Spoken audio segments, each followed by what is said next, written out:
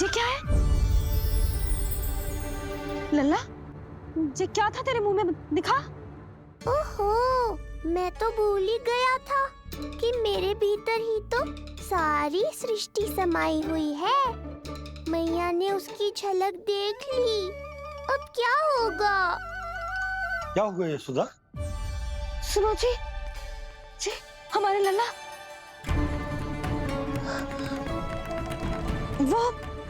वो इसके मुंह में। क्या? भूल जाओ ना मैया, कुछ नहीं था मेरे मुंह में। लल्ला मुंह खोल के बाबा को दिखा। अरे क्या देख रही है उसके मुंह में?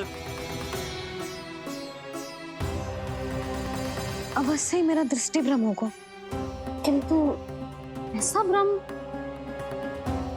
अरे बताओ ना यशोदा, या फिर मुहूर्त शीघ्र ना बताने की बात का प्रतिशोध ले रही हो तुम? ना ना, ऐसी बात ना है। तो फिर बताओ ना क्या बात है? हा? मैंने लल्ला के मुंह में कुछ देखो। क्या देखो? अब फंस गया मैं। मैया बाबा को सब कुछ बता देंगी और राय का पहाड़ बन जाएगा। फिर कैसे संभालूंगा इन दोनों को? ऐसे लगो जैसे जैसे जैसे पूरा का पूरा ब्रह्मांड।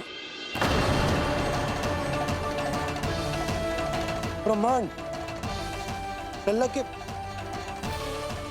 मुंह में। अच्छा, तुम मेरा मुंह देखो।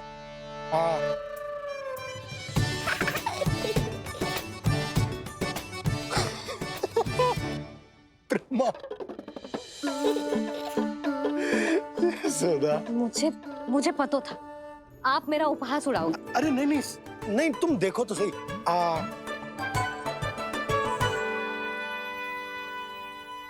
ब्रह्मांड ना सही, गोकुल तो दिखना चाहिए। अरे गोकुल को राजा हूं मैं, है कि ना? है? देखो अरे देखो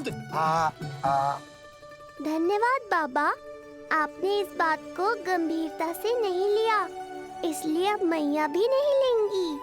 आज तो बचा लिया आपने। आज के बाद ना आपको कुछ बताऊंगी ही ना। आप जाओ, नामकरण उत्सव की तैयारी करो। और हाँ, इस बार भी उत्सव छोटा ही करना है, जे तो मत ही बोलना। हाँ। अब इसे कैसे समझाऊं कि हम कोई भी उत्सव बड़ा ना कर सकते? व्यर्थ ही कंस की दृष्टि पड़ जाएगी हम पर।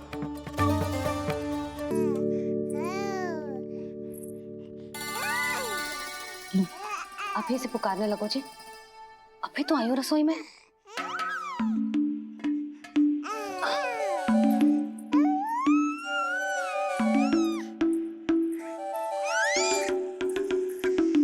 शीघ्र ही तुझे भी अपने बाबा का हाथ बटाना पड़ेगा, समझ रहे हो ना? बटाएगा ना हाथ? अभी जो 100 दिन का भी ना हो और जिस नन्हे से बालक को काम काज का भार सौंपने की बात करने लगे। काम का नाम सुनते ही मुख से स्वर ना निकल रहे तेरे। अभी तो बड़ा ऊ कर रहा था। बता, हाथ बटाएगो के ना? अरे बता ना।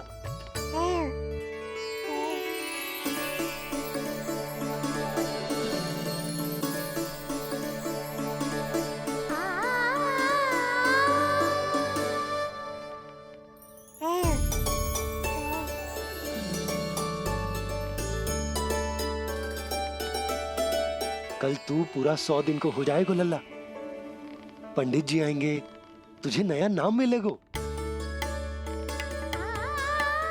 देखो तो मन में तो इनके भी कितना उत्साह भरो है, बस दृष्टि में मैं ही आती हूँ। और कल तुझे वो नाम मिलेगा लल्ला जिससे पूरा संसार तुझे पहचानेगा।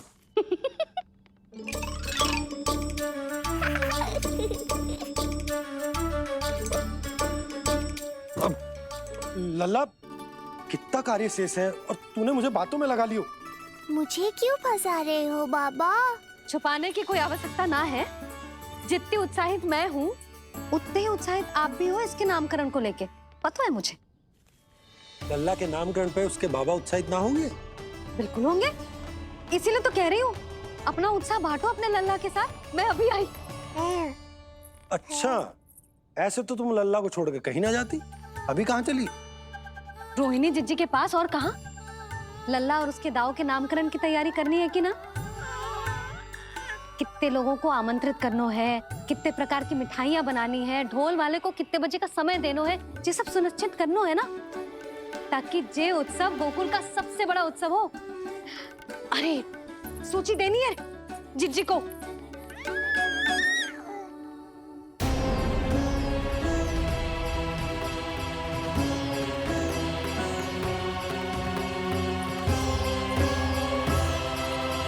सबकी कोई आवश्यकता ना है। आवश्यकता ना है मतलब? कहना क्या चाहते हो आप?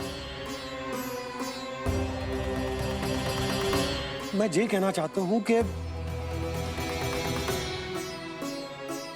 यशोदा, सत्य तो ये है कि हमें दुख में ना अत्यधिक दुखी होना चाहिए और ना सुख में अत्यधिक उत्साहित। प्रसन्नता कितनी भी क्यों ना, हमें उत्सव संयम से ही मनाना चाहिए।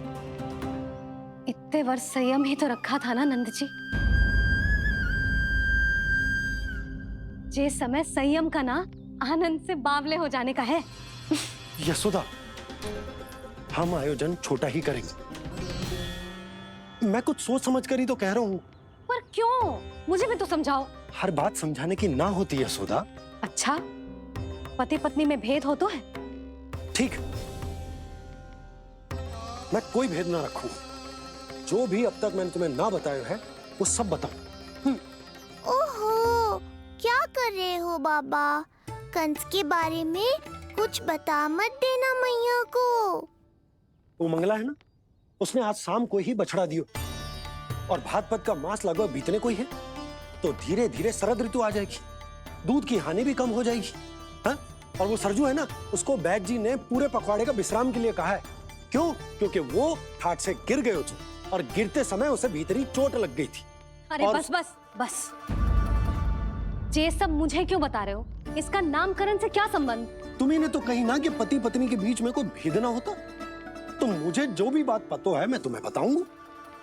कितनी समझदारी से बात बदल देते हो आप, और भोली भाली मैं आपकी बातों में आ जाती हूँ, और इस सब में असली बात तो रह ही जाती है। किंतु आज बात मेरे लल्ला की है। उत्सव तो विशाल ही होगा, और इस बारे में कछु और ना सुनूंगी मैं। आप लल्ला का ध्यान रखो, मैं जा रही हूँ रोहिणी जीजी के पास। यशोदा,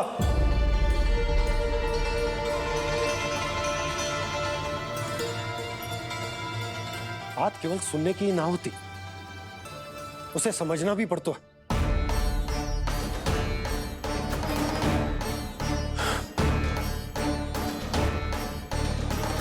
विश्वास है ना मुझ पर?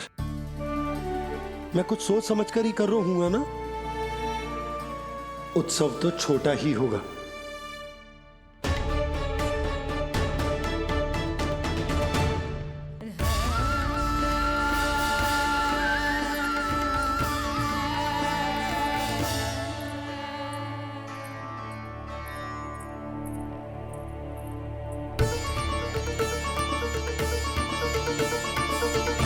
क्षमा करना लल्ला, तेरी मैया को डांटना पड़ गया। आपको मेरी सुरक्षा की चिंता है बाबा?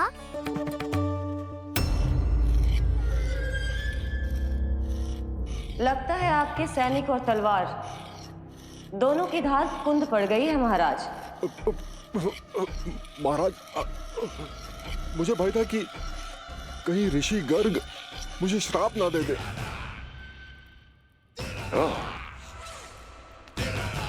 तो श्राप से भयभीत हो गए दुर्जन, किंतु कंस तो कोई श्राप नहीं देता, सीधा मृत्यु देता है। ऐसा न करे महाराज, दया करे, दया निदान। यदि मैं उनकी इच्छा के विरुद्ध भीतर जाने की कोशिश करता तो जितनी सूचना मुझे मिली है उतनी भी नहीं ला पाता। तब आपको कैसे पता चलता महाराज कि आपकी बहन और बहनोई मात्र अपनी मृत संतानों के श्राद्ध के लिए वहां नहीं गए थे?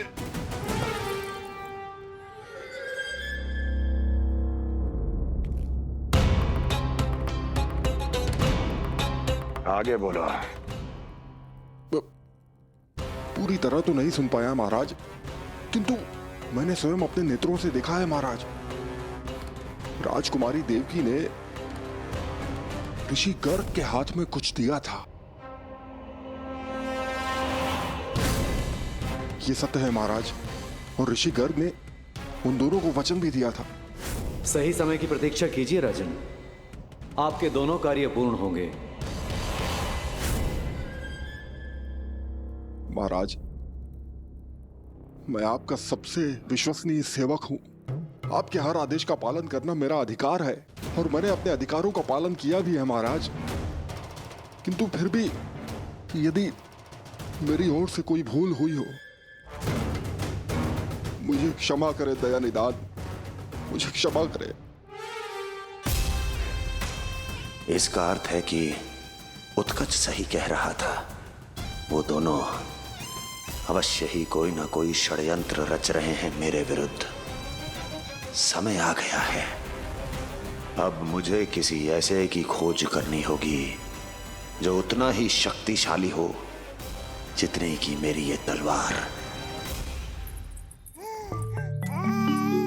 समझता हूँ मैं, इसलिए आपने ये निर्णय लिया है। समझ में नहीं आता, कब कौन सा निर्णय क्यों लेते हैं आप? यदि कंस को समझना इतना आसान होता तो कंस नहीं होता। ये नया सिंहासन उसके लिए है जो मेरा विश्वास पात्र बनेगा। मेरे दाहिने हाथ की तरह मेरे मन के सबसे निकट होगा वो। मंत्री परिषद में विशेष स्थान की प्राप्ति होगी।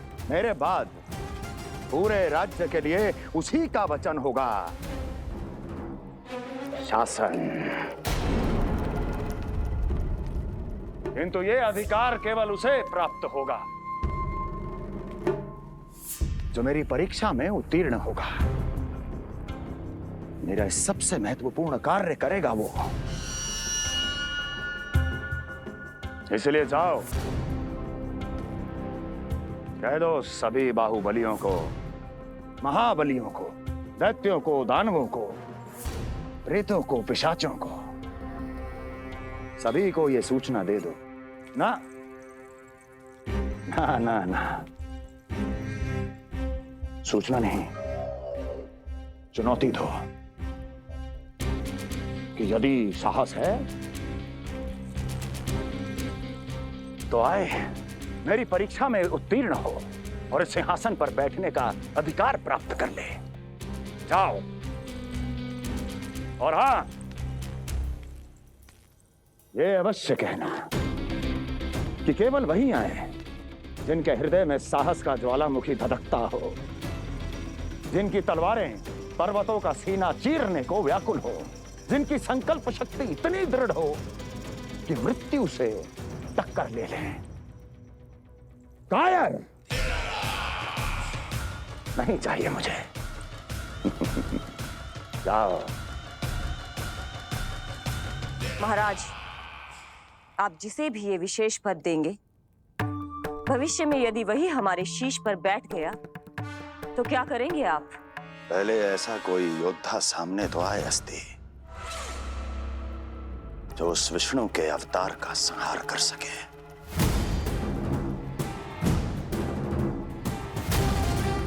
और जहां तक प्रश्न है हमारे शीश पर बैठने का, तो स्मरण रखो अस्ति, कंस को अच्छी तरह आता है ऐसे दुस्साहसियों को बीच दरबार में खड़ा करके अपनी उंगलियों के संकेत पर नृत्य करवाना। दीर्घ ता। और अपना कार्य सिद्ध होने के बाद उनके तन से उनके शीश को उतारना कंस को भली भांति आता है।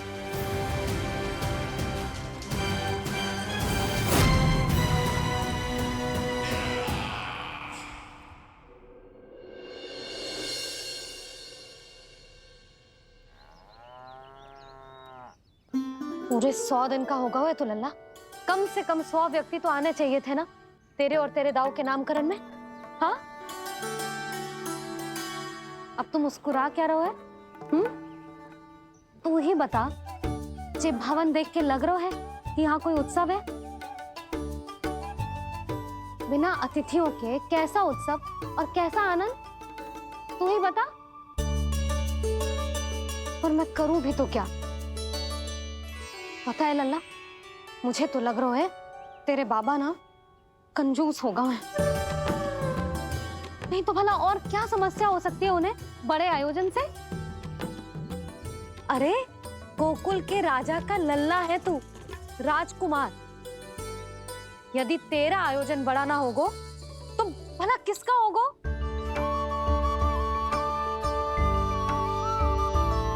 मेरी भूल है, मैं भोली हूं, इसीलिए व्यर्थ में तेरे बाबा की बातों में आ गई। मैं भोली हूं ना, व्यर्थ में उनका कहा मान गई। किंतु अब ना मैं कोई मांग रखूंगी, ना मैं उनसे बात करूंगी। और कहे देती हूँ लल्ला, सावधान जो इस बार तू बीच में आया तो। हाँ नहीं तो हाँ, सब ठीक तो है ना? आप इतनी चिंता में क्यों हो जी? कोई बुरी सूचना तो ना मिली? अब जे मत कहना कि जे भी मुझसे छुपाना पड़ेगा। जो भी है मुझे बताओ। पंडित सदानंद जी महाराज वो नामकरण के लिए ना आ सके। उनकी बिटिया के पांव भारी, उसे लिवाने वो समझाने गए। ये तो शुभ समाचार है।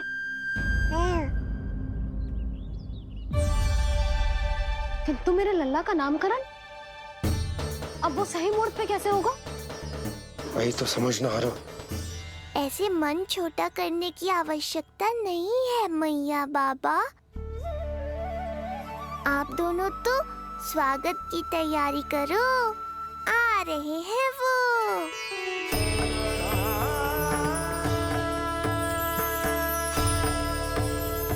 लो, आ गए वो जिनकी मुझे प्रतीक्षा थी। आप दोनों व्यर्थ ही चिंता कर रहे थे।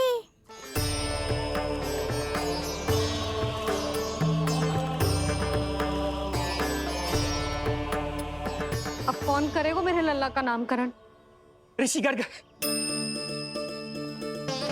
नंदराज, रानी भाभी, महान ऋषि गर्ग हमारे गांव में पधारे हैं।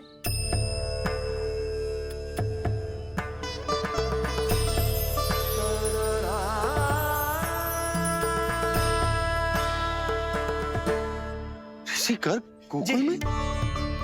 हाँ नंदराज, और कह रहे थे उन्हें यादव राज वासुदेव जी ने भेजो है रानी जी के पास।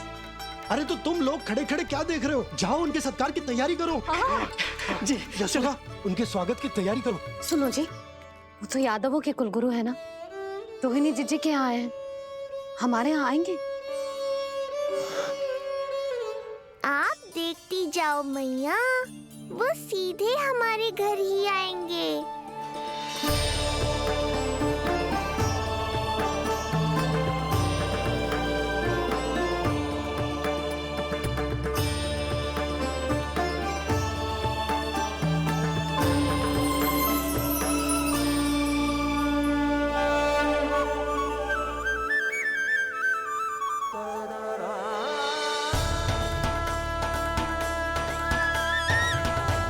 ये क्या हो रहा है मुझे?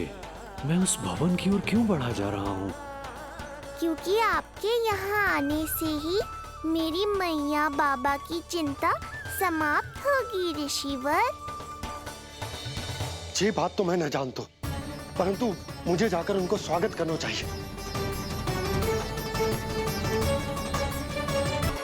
कल्याण हो। भगवान श्री नारायण के महान भक्त आज हमारे गांव में पधारे। हमारा जीवन सफल है गयो आज। वो भवन आपका है नंदराज? आपके शुभ चरण पड़ेंगे तो हमारा जय भवन पवित्र हो जाएगा। इतने बड़ी ऋषि अगर हमारे घर पधारेंगे तो हमारे तो भाग्य ही संवर जाएंगे। मैया आपके दर्शन को तरस रही है ऋषिवर। संकोच मत कीजिए, अब आप ही जाइए। पधारिए गुरुजी। न जाने क्यों मेरे पांव अपने आप ही आपकी भवन की तरफ जाने को व्याकुल है नंदराज। पधारिए गुरुदेव, आइए।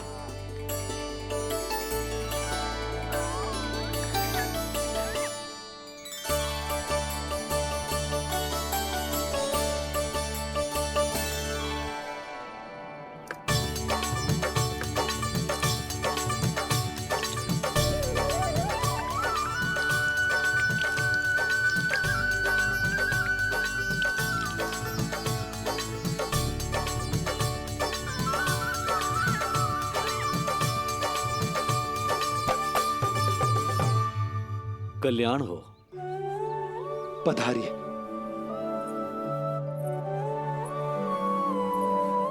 आया तो था मैं रानी रोहिणी के भवन में, पर पता नहीं कैसे यहाँ खींचा चला आया। विराजिए गुरुदेव।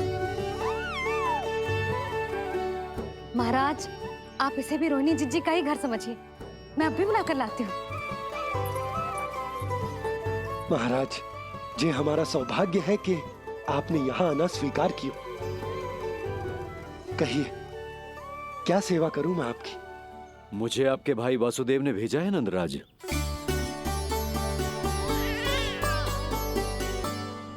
प्रणाम गुरुदेव। स्वामी जी ने आपसे इतनी दूर आने का आग्रह किया है। अवश्य ही कोई बड़ा कारण होगा।